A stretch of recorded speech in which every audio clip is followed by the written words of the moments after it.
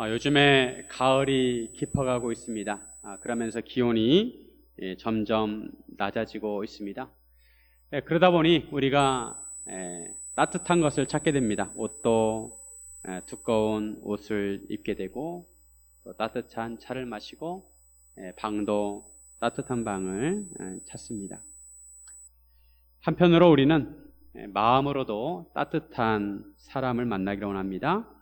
우리에게 가족만큼 우리 자신을 따뜻하게 하는 것은 없을 것 같습니다. 우리는 좋은 가정을 이루어야 합니다. 그런데 최근에 우리나라 출산율은 세계 OECD 국가 중에서 꼴찌입니다. 평균 출산율이 한 명도 되지 않습니다. 이로 인해 우리나라는 아마도 가장 먼저 소멸될 나라가 될 것이라고 아우성을 치고, 정부에서도 여러모로 출산율을 높이려고 정책을 펴고 있습니다. 하지만 효과는 미미합니다. 요즘 결혼한 나이가 점점 늦어지고, 예전처럼 결혼을 꼭 해야 한다는 의식도 희미해지고, 덩달아 아이를 꼭 낳아야 한다는 생각도 희미해졌습니다. 하지만 하나님께서는 인간을 만드실 때 사명을 주셨습니다. 생육하고 번성하여 땅에 충만하라, 땅을 정복하라, 모든 생물을 다스리라고 말씀하셨습니다. 사람은 태어나서 자라고 어른이 되고 가정을 이루고 자녀를 낳아야 합니다. 바라기는 크리스천 성도들이 자녀들을 많이 낳았으면 좋겠습니다. 이슬람은 자녀들을 많이 낳으니까 자연적으로 증가를 하고 있습니다. 그리고 이슬람은 여러 부인들을 둔다고 합니다. 이슬람론자들이 우리나라에 와서 목표가 한국 여자랑 결혼하는 것입니다. 본국에 자기의 부인이 있음에도 그것을 숨기고 한국 여자랑 결혼해서 그를 이슬람교로 포교하는 것이 그들의 목표입니다. 하나님의 나라를 위해서는 크리스천 성도들이 자녀를 많이 낳아야 합니다. 이 시간에는 우리가 육적인 자녀를 낳는 것도 중요하지만 영적인 자녀를 낳기 위해 어떻게 해야 하는지 함께 나누기를 원합니다. 육적인 자녀를 낳기도 쉽지 않습니다. 하지만 우리는 하나님의 백성으로서 육적인 자녀를 낳을 뿐만 아니라 영적인 자녀를 낳아야 합니다. 내가 낳은 자녀라 하더라도 그 자녀가 영적으로 다시 태어나도록 해야 합니다. 그리고 내가 낳은 자녀가 아니더라도 복음을 전해서 사람들을 영적으로 거듭나게 해야 합니다. 이것이 바로 우리의 사명입니다. 그러려면 어떻게 하는지 함께 나누기를 원합니다. 첫째, 하나님께서 기억하실 때까지 기도해야 합니다. 육적으로 자녀를 낳는 것이 쉬울까요? 아니면 영적으로 자녀를 낳는 것이 쉬울까요? 둘 다 하나님의 은혜가 필요합니다. 우리가 영적으로 자녀를 낳으려면 우리의 힘으로는 부족하고 하나님께서 절대적으로 도와주셔야 합니다. 믿음은 유전자처럼 전해질 수 없습니다. 믿음은 자연 법칙을 따르지 않고 영적인 역사가 있어야 합니다. 아기를 낳지 못해 괴로워하던 한나가 하나님께 간절히 기도를 드렸습니다. 그리고 한나는 엘리 제사장이 하나님이 내가 기도한 것을 허락하기를 원한다라는 말을 듣고 얼굴에 근심빛이 사라졌습니다. 우리가 한 가지 생각해 볼 것은, 우리가 하나님의 주권을 믿는다면 기도를 해야 할까요? 아니면 기도를 하지 말아야 할까요? 하나님의 주권과 기도를 어떻게 이해하느냐에 따라서 달라질 수 있습니다. 하나님께서 나의 형편도 다 아시고 나의 모든 것을 아시기에 내가 굳이 기도하지 않아도 하나님께서 다 알아서 주실 거야 라고 생각하는 것은 한편으로 생각하면 믿음이 좋은 것입니다. 하지만 한편으로 이럴 경우에 기도를 단순히 부족한 것을 구하는 것으로만 이해한다는 문제가 있습니다. 우리가 하나님께 기도하는 것은 물론 우리가 부족한 것을 간구하기도 하지만 하나님과 교제하는 것이고 겸손하게 하나님께 나아가 하나님의 뜻을 구하는 것입니다. 그러기에 하나님의 주권을 믿는다고 기도하지 않는 것은 제거할 필요가 있습니다.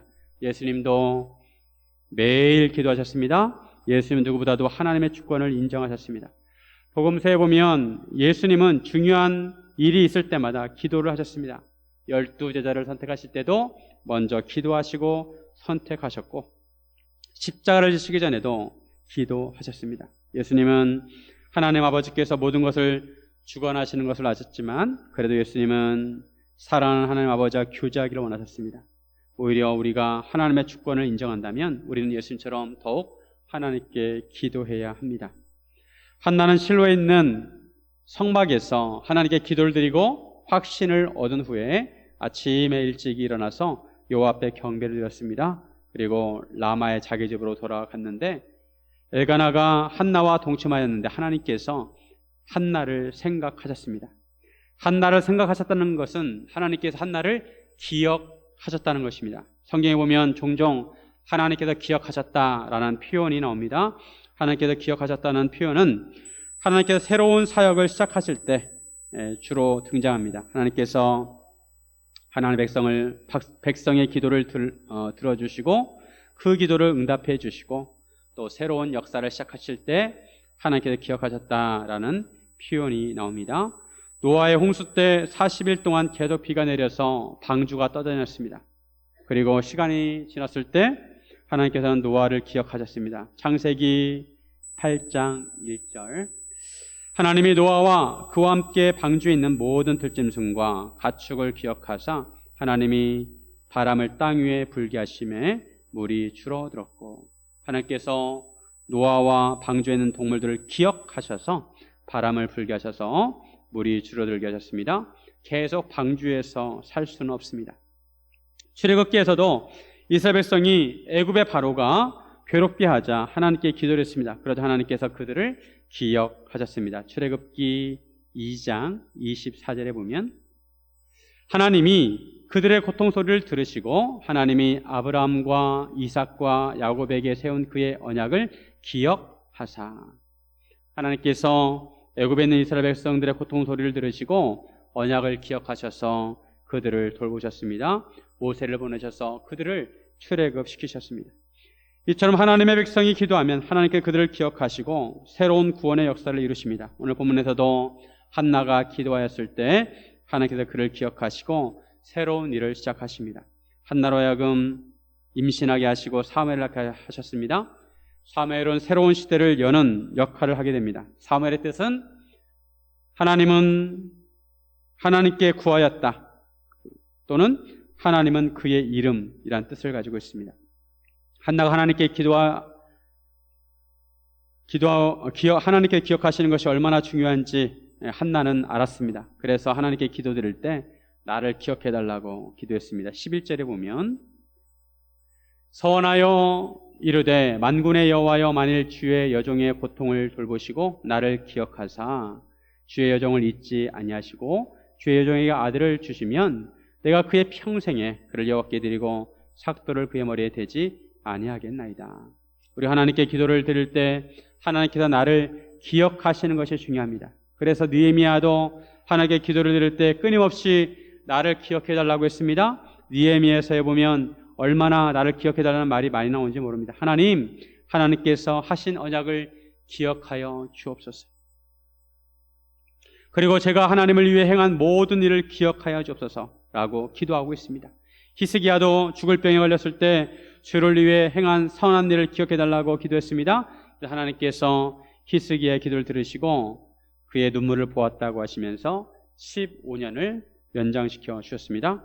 우리가 기도할 때 나를 기억해달라고 기도해야 합니다. 물론 나를 기억해달라고 기도할 때 삶의 뒷받침이 되어야 합니다.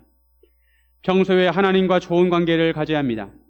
사람 사이에도 평소에 좋은 관계를 맺고 있어야 그 사람에게 사정을 할 때 나 좀 봐달라고 할 수가 있습니다. 우리는 하나님 나를 기억하여 주옵소서라고 기도해야 합니다. 하나님께서 기억력이 없어서 그런 것이 아니라 나를 돌아봐 달라는 것입니다. 하나님, 우리 자녀들이 영적으로 거듭나야겠습니다. 그런데 우리에게는 그럴 능력이 없습니다. 자식을 우리가 낳았지만 자식들이 우리 마음대로 되지 않습니다. 하나님께서 주셨사오니 하나님께서 우리 자녀들을 영적으로 거듭나게 하여 주옵소서. 기도합니다. 하나님, 이제 우리가 육적으로 자녀를 낳을 수 없지만 내가 태신자를 품고 그 영혼이 구원받기를 기도하고 있습니다. 하나님, 그 사람이 영적으로 거듭나게 하여 주옵소서. 하나님의 자녀가 되게 하여 주옵소서라고 기도하는 것입니다. 사랑하는 여러분, 하나님께서 기억하시는 기도를 드리시기를 주님의 이름으로 축원드립니다. 둘째, 믿음으로 양육해야 합니다. 성도는 자녀를 믿음으로 양육할 책임이 있습니다. 단지 자녀를 교회에 데리고 나온다고 자녀가 믿음으로 양육되지는 않습니다. 어렸을 때는 부모를 따라 나오지만 머리가 크면 잘 따라 나오지 않습니다. 고등학교 때까지는 따라 나오지만 그 이후에는 나오지 않는 경우도 많습니다. 부모는 자녀가 믿음으로 양육되기를 간절히 바라지만 뜻대로 되지 않는 경우가 많습니다. 그럼에도 부모는 자녀를 믿음으로 낳는데 최선을 다해야 합니다. 한나는 어떻게 했을까요? 한나는 사무엘을 낳고 나서 사무엘을 양육하는 데 집중했습니다. 엘가나와 그의 온 집은 여호와께 매년제와 서원제를 드리러 실로에 올라갔습니다. 하지만 한나는 올라가지 않고 아이가 젖을 뗀 후에 자기가 데리고 가겠다고 했습니다. 22절에 보시면 오직 한나는 올라가지 아니하고 그의 남편에게 이르되 아이를 젖대거든 내가 그를 데리고 가서 여호와 앞에 뵙게 하고 거기에 영원히 있게 하리이다 하니. 해마다 실로에 올라가 하나님께 예배드리는 것은 중요합니다. 그런데도 한나는 예배를 드리지 않고 아기 사무엘을 돌보는 데 집중했습니다. 그리고 아기가 젖을 때면 그 아이를 데리고 올라가서 여호와 앞에 뵙게 하고 하나님의 성막에 영원히 있게 하겠다는 것입니다. 이것은 한나의 서원이었습니다. 한나는 자기가 서원한 대로 하나님께서 아기를 주셨기 때문에 그 아이를 하나님께 드리려고 했습니다. 다만 아이가 어느 정도 자랄 때까지 엄마의 손길이 닿지 않아도 생활할 수 있을 때까지 한나가 정성껏 기르겠다는 것입니다. 이런 한나의 말을 듣고 엘가나는 한나의 말을 지지해 주었습니다. 엘가나는 남편으로서 아무리 한나가 서원을 하였다 하더라도 그 서원을 거부할 수 있는 권리가 있었습니다. 하지만 엘가나는 한나의 서원을 존중해 주었고 한나가 서원한 대로 하라고 하였습니다. 한나는 그의 아들 사무엘을 양육하는 데 집중합니다. 그리고 젖을 떼기까지 자라도록 기다렸습니다. 젖을 몇 살쯤 떼었을까요? 3살에서 4살쯤 젖을 떼었을 것입니다. 요즘은 이유식이 잘 나와서 아이들에게 이유식으로도 아이들을 먹이기도 합니다. 하지만 그 당시에는 이유식이 없었을 것입니다. 아기는 오직 엄마에게만 의존해야 했습니다. 한나는 여느 어머니처럼 아기 사무엘을 정성껏 길렀을 것입니다. 그리고 한나는 아기 사무엘을 위해 기도했을 것입니다. 아기 사무엘을 하나님께 드리는데 하나님께 귀하게 쓰임받도록 기도했습니다. 한나는 사무엘을 기도로 양육하였습니다. 또 하나는 아기 사무엘에게 하나님의 말씀을 들려주었을 것입니다. 보통 아이들이 웅어리를 하다가 엄마라는 말을 처음 하면 아기로부터 엄마라는 말을 처음 들으면 엄마의 마음이 흐뭇합니다. 엄마는 아기가 알아듣든 못 알아듣든 아기에게 자기가 하고 싶은 말을 막 합니다. 아기는 엄마의 입을 바라보고 목소리를 듣고 자랍니다. 엄마가 말하는 수많은 단어들을 듣고 말을 배웁니다. 한나는 사무엘에게 수많은 하나님에 대한 말씀을 해주었을 것입니다. 아기들은 어려서 말을 알아들을 수는 없지만 부모를 통한 느낌을 배운다고 합니다. 아기가 어리지만 부모가 느끼는 감정을 통해서 배우는 것입니다. 한나는 아기 사무엘을 기도와 말씀으로 정성스럽게 양육을 하였습니다. 이것이 한나의 역할이었습니다. 이제 사무엘을 하나님께 맡기고 나면 부모와 떨어져 살아야 하기 때문에 엄마의 영향에서 벗어나는 것입니다. 이런 것을 보면 어렸을 때 신앙교육이 참 중요합니다. 요즘은 맞벌이를 하기 때문에 아기를 키울 때도 양쪽 부모님들의 도움이 필요합니다. 아이들이 친정엄마나 시어머니에게 맡겨집니다. 그럴 때 손주들을 신앙적으로 잘 돌봐줘야 합니다. 손자, 손녀를 위해서 기도해주고 알아듣든 못 알아듣든 하나님의 말씀을 들려주어야 합니다. 믿음을 심어주어야 합니다. 사도 바울의 애제자 디모데도 외할머니 로이스의 믿음을 물려받았습니다. 디모데후서 1장 5절에 보면 이는 내 속에 거짓이 없는 믿음이 있음을 생각함이라. 이 믿음은 먼저 내 외조모 로이스와 내 어머니 유니게 속에 있더니 내 속에도 있는 줄을 확신하노라. 디모데는 외할머니 로이스와 어머니 유니게를 통해서 거짓 없는 믿음을 물려받게 되었습니다. 모세도 그의 어머니 요게벳의 영향을 많이 받았습니다. 모세는 바로가 히브리 민족을 혹독하게 탄압할 때 태어났습니다. 히브리 민족이 너무나 번성하니까 바로가 명령하기를 히브리 남자아이가 태어나면 죽이라고 했습니다. 산파들에게 히브리 남자아이는 죽여라. 그런데 아므람과 요게벳은 모세를 낳고 보니 너무 잘생기고 예뻤습니다. 그래서 모세를 3개월 동안 몰래 숨겨서 키웁니다. 그리고 더 이상 숨겨서 키울 수가 없게 되자 갈대 상자에 넣어서 나일강에 띄웠습니다. 이때 모세의 누나 미리암은 갈대 상자를 지켜보고 있다가 바로의 딸이 갈대 상자를 발견하고 아기 모세를 보고 있을 때 옆에 가서 아기의 유모를 소개시켜 주겠다고 했습니다. 그리고는 자기 엄마를 소개시켜 주었습니다. 바로의 딸은 요기벳에게 아기를 데려다가 젖을 먹이면 삭을 주겠다고 했습니다. 이렇게 해서 모세는 다시 엄마 요기벳의 품에 안기게 되었습니다. 요기벳은 바로의 딸에게 용돈을 받으면서 모세를 키웠습니다. 하지만 요기벳은 아기 모세가 젖을 떼면 그를 바로의 딸에게 데려가야 했습니다. 요기벳은 어떤 마음으로 모세를 키웠을까요? 아기 모세가 젖을 떼면 모세를 바로의 궁으로 데려가야 하고, 그러면 모세를 보고 싶어도 보지 못하고 만날 수가 없게 됩니다. 아기 모세가 품에 있을 때가 기회입니다. 요기벳은 아기 모세에게 젖을 먹이면서 그를 위해 기도하고 눈을 맞추며 하나님의 말씀을 전해 주었을 것입니다. 그리고 모세가 젖을 뗀 후에 바로의 딸에게 데려다 줄 때 다시 한번 모세를 갈대 상자에 담아 나일강에 띄우는 심정으로 모세를 맡겼을 것입니다. 품의 자녀라고 자녀들이 품에 있을 때 부모로서 자녀에게 영향력을 미칠 수가 있습니다. 품에 있는 자녀는 믿음으로 양육할 수 있는 기회입니다. 부모의 품을 떠나면 자녀를 양육하기가 쉽지 않습니다. 품에 있을 때 믿음으로 자녀를 양육해야 합니다. 그런데 품에 있는 자녀라 하더라도 믿음으로 양육하는 것이 생각보다 쉽지 않습니다. 같은 자녀라도 어떤 자녀는 믿음 안에서 잘 자라는가 하면 어떤 자녀는 믿음이 없습니다. 믿음을 가진 부모라면 누구라도 자녀가 믿음 안에서 잘 자라기를 바랄 것입니다. 그런데 자녀에게 믿음의 유산을 물려주는 것이 생각보다 쉽지 않습니다. 제가 아는 어떤 집사님의 딸은 초등학교 때 제자훈련도 받고 신앙교육을 잘 받았는데 고등학교에 가서는 교회를 나오지 않았습니다. 그 집사님은 그 딸을 볼 때마다 마음이 타들어갔습니다. 기도 제목을 보면 항상 딸을 위한 기도가 빠지지 않았습니다. 믿음이 물건이라면 수백 개, 수천 개라도 사서 물려줄 텐데 믿음은 영적인 것이라서 그렇게 할 수 없습니다. 우리가 자녀에게 믿음을 물려주는 것은 한계가 있습니다. 하나님께서 도와주셔야 하고 하나님께 그 아이의 마음을 만져주셔야 합니다. 다만 부모는 부모가 할 수 있는 한 최선을 다해 아이가 믿음으로 자랄 수 있도록 섬겨야 합니다. 한 개인의 믿음에 있어서 우리 자신의 신앙을 되돌아보면 굴곡 없는 믿음 생활을 한 사람은 거의 없습니다. 한 개인의 믿음 생활의 믿음의 역사를 보더라도 굴곡이 있습니다. 어떤 때는 하나님이 너무 좋아서 산 꼭대기에 있다가 어떤 때는 하나님으로부터 멀리 도망을 갑니다. 그러다가 고난을 만나면 다시 하나님께 돌아옵니다. 한 개인에 있어서 믿음 생활이 그렇게 쉬운 것만은 아닙니다. 특히 나이가 들면 모든 것이 귀찮아집니다.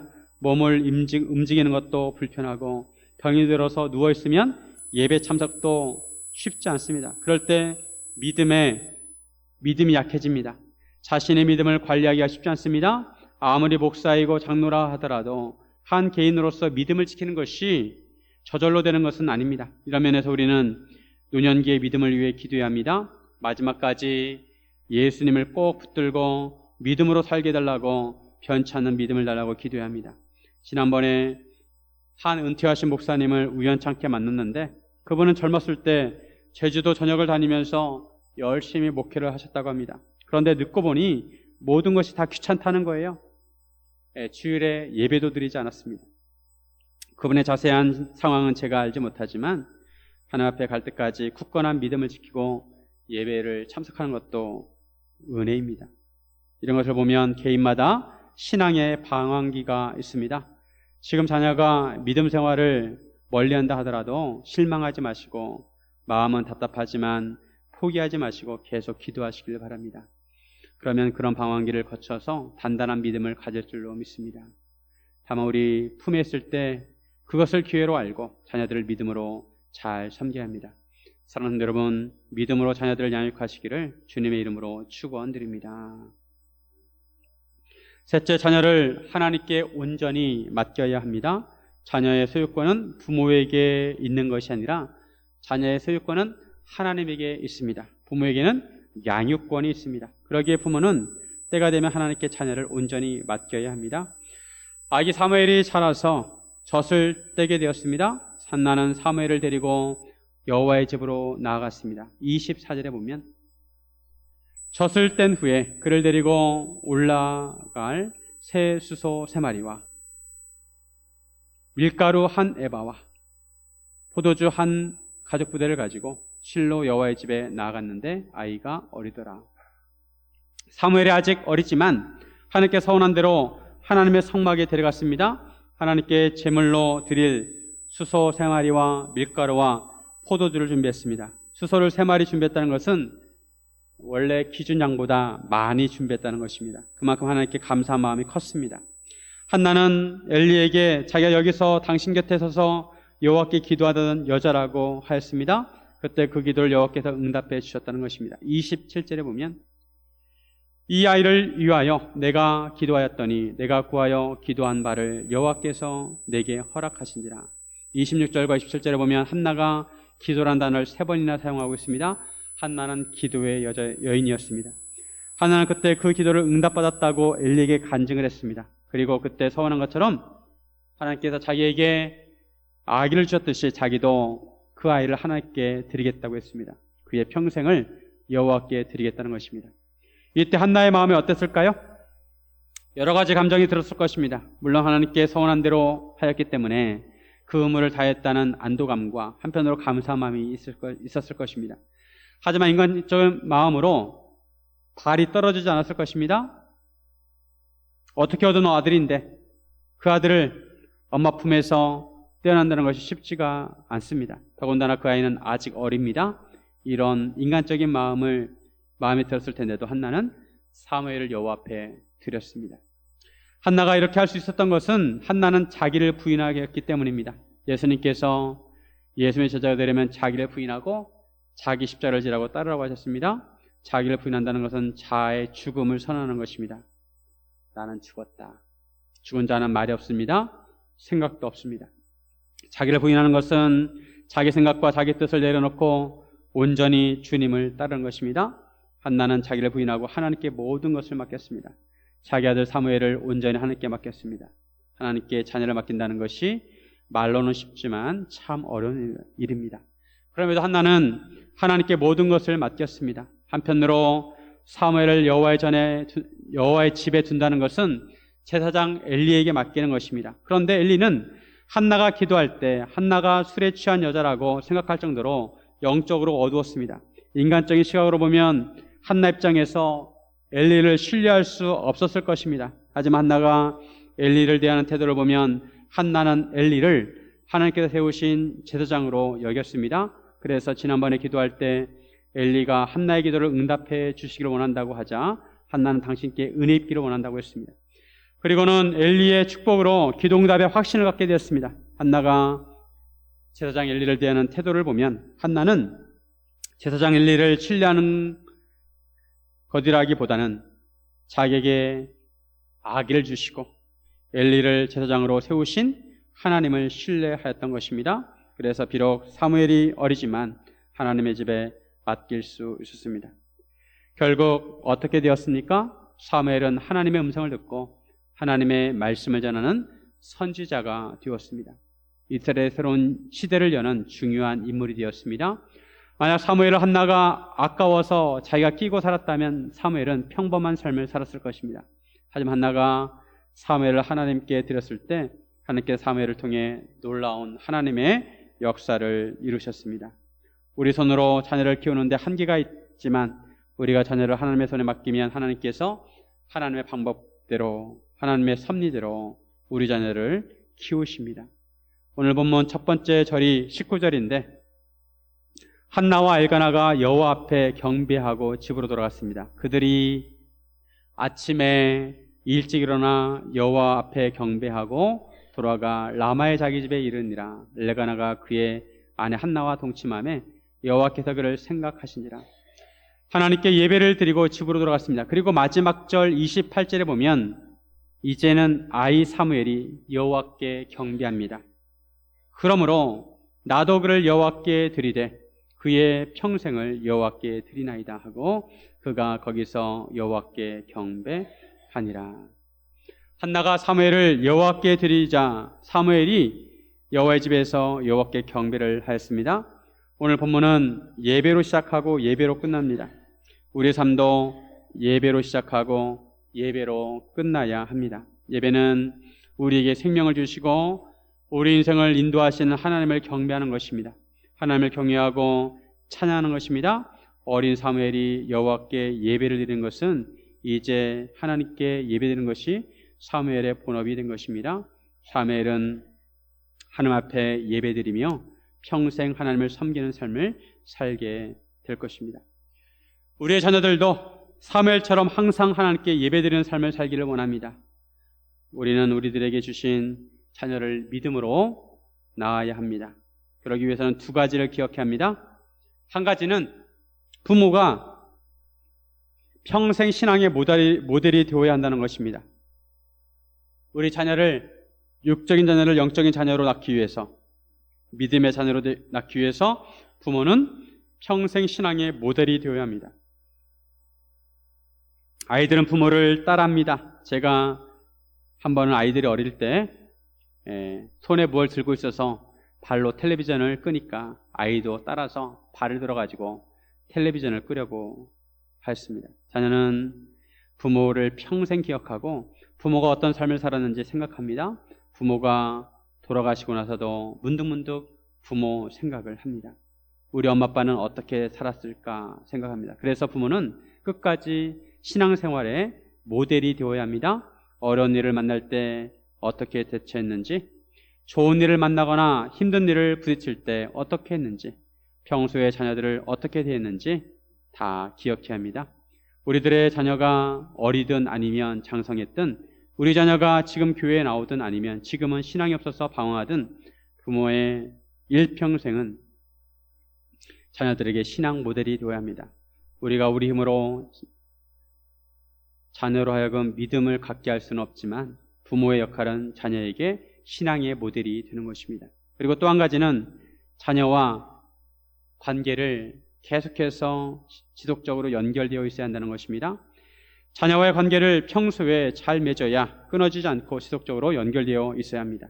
정기적으로 가정 예배를 드리든 아니면 가족 모임을 갖든 명절마다 만나든 자녀들과 지속적인 만남을 가질 때마다 그런 만남을 기회 삼아 성경적인 가치관을 가르쳐야 합니다. 엄격한 자세가 아니라 사랑의 마음으로, 강요한 자세가 아니라 자연스럽게 하나님의 가치관을 가르치고 나눠야 합니다. 그러려면 하나님의 말씀을 가르칠 때 기술이 필요합니다. 하나님의 가치를 가르치는 기술이 필요합니다. 그리고 특정한 사건을 만날 때, 결혼식이나 장례식이나 가정적인 큰 일을 만날 때 예배를 드리고 믿음으로 해결하는 모습을 보여줘야 합니다. 여러 가정 모임들을 하는데 우리 한국 사람들은 모이면 꼭 술이 없으면 사람들이 만나지 못하는 것 같아요. 항상 모일 때마다 술을 마십니다. 그런 자리에서 술을 돌린다고 엄마 아빠가 술을 넙죽넙죽 받아 먹으면 그것을 본 자녀들은 술을 마셔도 된다고 생각을 하는 것입니다. 분위기가 어색해도 정중하게 사용하면 자녀들은 엄마 아빠가 무엇을 중요하게 생각하는지 배우게 되는 것입니다. 삶의 중요한 순간마다 그 순간을 믿음을 전수하는 기회로 삼아야 하는 것입니다. 사랑하는 성도 여러분, 육적인 자녀를 낳는 것은 한편으로 쉬울 수 있습니다. 물론 저는 남자라서 애를 낳는 것이 얼마나 힘든지 잘 모릅니다. 애를 낳는 것은 지켜보았지만 모든 엄마들은 참 위대합니다. 하지만 한편으로 믿음으로 자녀를 낳는 것은 평생 낳아야 합니다. 육적인 아이는 뱃속에 10달 이렇게 키우다가 낳지만 믿음으로 자녀를 낳기 위해서는 평생 자녀를 품고 있어야 할 수도 있습니다. 만약 자녀 중에 믿음이 없는 자녀가 있다면 그 자녀를 평생 믿음으로 낳는다고 생각해야 합니다. 그 자녀를 볼 때마다 답답한 마음이 들고 생각 같아서는 손목을 붙들고 억지로라도 예배 자리에 끌고 나오고 싶더라도 영적으로 아이를 낳는다는 그런 심정으로 참고 인내해야 합니다. 힘들 때마다 그래 나는 지금 믿음의 아이를 낳고 있어, 영적인 아이를 낳고 있어 라고 생각하시기를 바랍니다. 우리는 평생 신앙적으로 모델이 되어야 하고 할 수 있는 자녀들과 지속적인 사랑의 관계를 맺어야 합니다. 그리고 나머지는 하나님께 온전히 맡겨야 합니다. 사랑하는 여러분, 우리 모두 믿음의 자녀를 낳으시기를 주님의 이름으로 축원드립니다. 기도하겠습니다.